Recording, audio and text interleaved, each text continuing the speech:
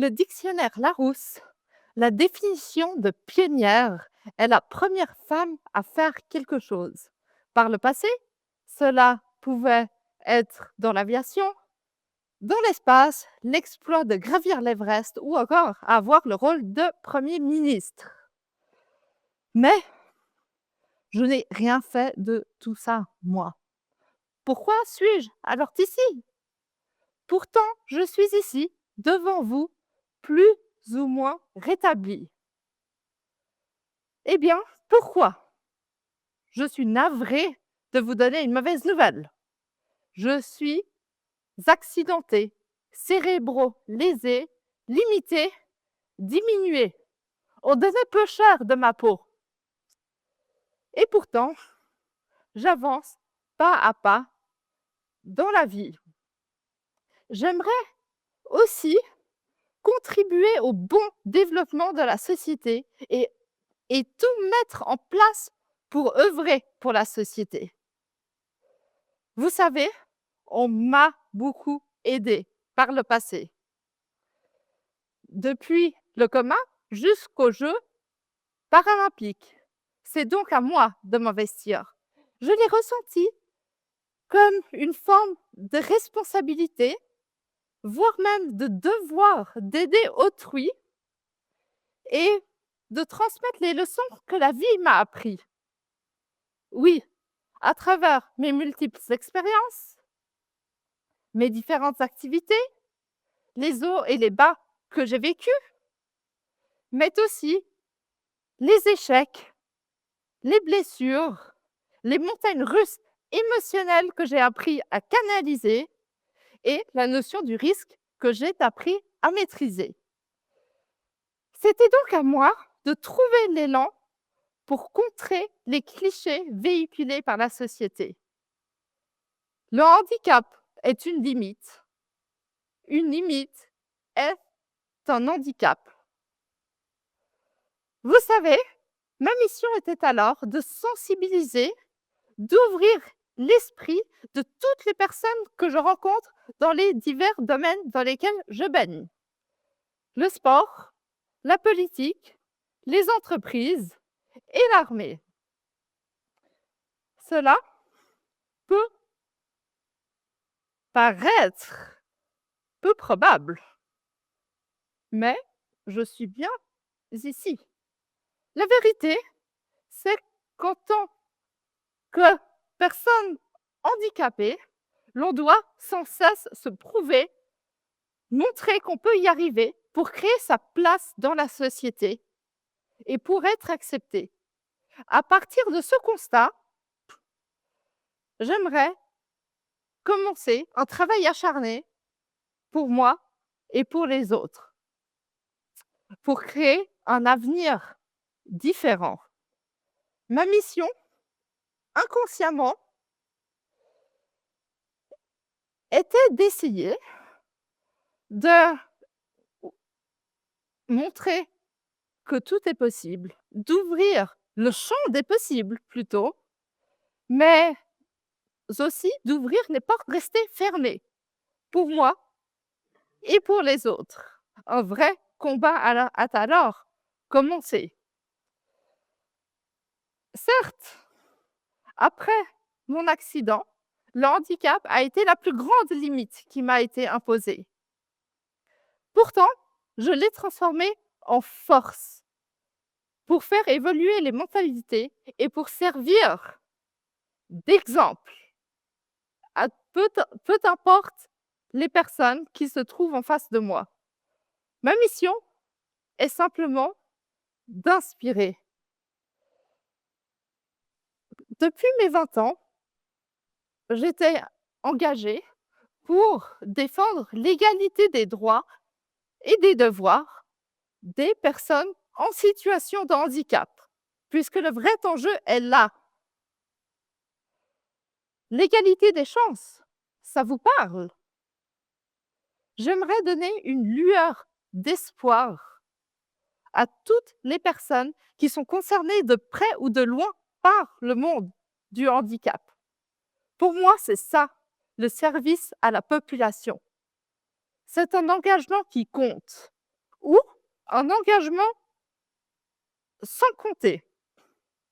Vous savez, j'étais à 0, on ne voulait plus de moi, je suis revenue à la vie. Mais imaginez une seconde que pendant mon combat pour défendre les droits, ben, j'ai mené une politique militante, mais j'ai aussi communiqué, mais toujours positivement, sans pleurnicher ni me plaindre pour autant. Je n'ai jamais voulu parler de communauté du handicap, puisque c'est exactement ce que j'aimerais briser. Oui, j'aimerais plutôt favoriser la solidarité de chacun d'entre nous, puisque le handicap pourrait vous frapper un jour. Imaginez que vous êtes en fauteuil roulant ou que vous avez un déambulateur. Comment vous allez faire pour vous déplacer, éduquer vos enfants? Ou encore, demandez-vous si votre employeur va vouloir vous garder. Le sport a donné sens à ma mission et a guidé ma vie. L'équitation, c'est une histoire de 20 ans. Le cheval a failli me coûter la vie. Mais la passion et l'amour que je lui portais ont permis de tisser à nouveau les fils brisés et même de réaliser mon rêve en participant aux Jeux paralympiques de Rio en 2016. Ensuite, je me suis reconvertie en athlétisme parce que j'avais besoin d'un nouveau défi. Surtout, d'autres personnes m'ont dit que tout est possible pour moi, mais pas pour elles. Mais qui a vraiment un handicap? J'ai encore des difficultés de la coordination, de l'équilibre. Et puis, ah oui, j'allais oublier, je suis à moitié aveugle aussi. Pourtant, quand je raconte mon histoire, de nombreuses personnes se demandent qui est le plus handicapé d'entre nous. Eh bien, je dirais que le handicap, c'est défini par la capacité à surmonter des difficultés. En athlétisme, il m'a fallu aller très vite. Je devais faire du sprint pour espérer me qualifier aux Jeux. Mon équipe médico-sportive et moi devaient alors trouver toutes les solutions possibles, faire preuve d'imagination et de créativité. Finalement, j'ai couru le 100 mètres en 15 secondes, après un travail acharné. Pourtant, et malheureusement, toute bonne chose a une fin. J'ai chuté juste avant Tokyo 2020+1, Covid oblige. C'était sur la tête. Blessée, j'étais alors décidée, pour des raisons de santé, de mettre fin à ma carrière de sportive de compétition. Et j'ai commencé à marcher et à pédaler sur un vélo couché, mais juste pour le plaisir. Toutefois, ma retraite sportive n'aura duré que 6 mois. J'ai repris sur un vélo normal, mais certes, un tricycle, parce que je suis encore jamais passée aux 2 roues, moi. Je n'ai pas cette capacité-là. Et pourtant, c'est dans cette discipline que j'ai excellé, que j'ai pu mettre en place et appliquer toutes les compétences que j'ai acquises lors de mes 2 carrières sportives précédentes. J'ai remporté 2 titres de championne du monde de contre-la-montre. J'ai gagné 3 fois le classement général de la Coupe du monde et finalement 2 médailles d'argent aux Jeux paralympiques de Paris 2024. Et puis, oui, toutes ces disciplines sportives sont une manière pour moi de montrer que je n'aime pas la routine. Une règle est une règle. Il y a des exceptions à la règle. Il est possible de construire des ponts. J'aime faire bouger les lignes, faire accepter le handicap, l'intégrer là où il n'est que peu toléré. Ma tenue n'est aujourd'hui pas inventée. j'ai bel et bien été sollicitée par l'armée. Un jour, j'ai commencé à marcher en civil, mais après, j'étais militarisée. J'ai rejoint un groupe de marche et je suis la première femme handicapée d'ailleurs à rejoindre des groupes liés à l'armée à Genève. Donc avec le groupe, je marche parfois 15, parfois 60 kilomètres. Les 4 fois 40 kilomètres aux 4 jours de Nimègue, vous connaissez? Eh bien, figurez-vous, handicapée, je les ai marchés, sans cloque, pépin, ni me blesser. Cela a pu inspirer beaucoup d'autres personnes à ne pas abandonner et à résister aux plaies qui se sont au fil des kilomètres aggravées. Au licenciement, il a été communiqué que j'étais sélectionnée pour les Jeux. Croyez-moi, c'était l'heure des émotions pour toute la délégation. Il y a le ski aussi. Un jour, ma fédération sportive, après les Jeux de Paris, m'a demandé de représenter la Suisse aux mondiaux militaires. Je n'avais alors que 3 mois pour apprendre une discipline d'hiver. J'ai alors dédié une quarantaine de jours au ski. Que ne ferais-je pas pour mon pays? Parlons maintenant du tir. Mon inaptitude au service ayant été levée, j'ai trouvé un fou qui a été d'accord de me faire essayer. Et puis là, tout a bien marché. J'ai très bien réussi à tirer.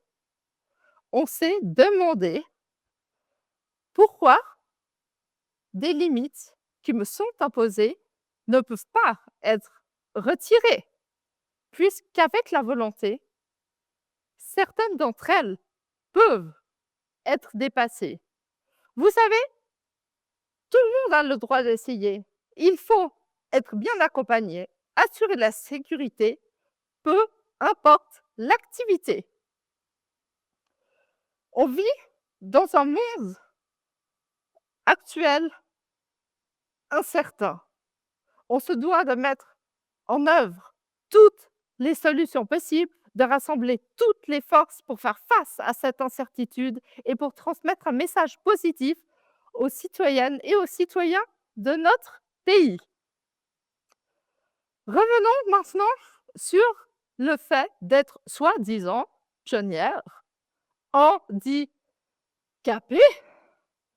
mais aussi militaire et députée.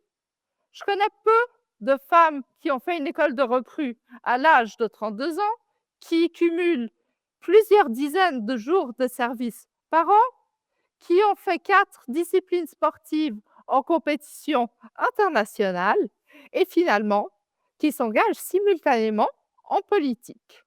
D'ailleurs, il me semble bien que je suis la première médaillée aux Jeux pendant son mandat politique au Grand Conseil.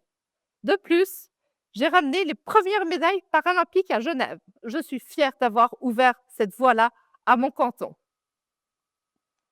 Handicap, accident, réapprentissage de tous les gestes du quotidien, j'ai vécu des choses absolument terribles. Je sais ce qu'est la souffrance et je ne le souhaite à personne. Aujourd'hui, c'est mon rôle de le partager. C'est mon rôle aussi de m'investir, d'ouvrir les voies pour toutes les personnes qui s'identifient à moi, d'ouvrir les portes restées fermées, d'emprunter des chemins non explorés. J'ai la soif de vivre chaque instant sans remords ni regret, chaque seconde comme si c'était la dernière. Pour moi, l'adversité est la manière de rebondir face à l'adversité. Ma philosophie de vie, tout est possible dans un sens comme dans l'autre.